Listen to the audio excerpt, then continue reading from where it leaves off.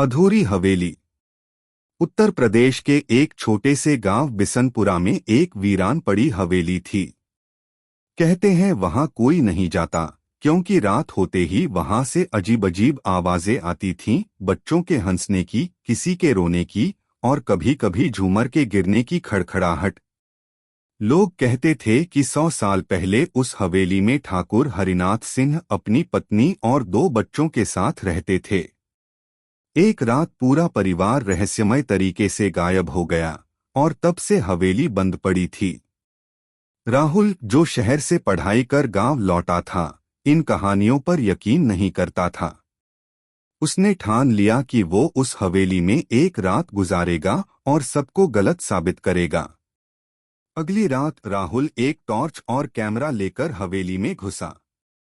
अंदर घुसते ही उसे सन्नाटा महसूस हुआ, जैसे हवेली सांस ले रही हो।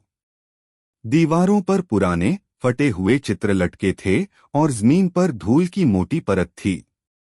रात के ठीक 12 बजे अचानक झूमर अपने आप हिलने लगा।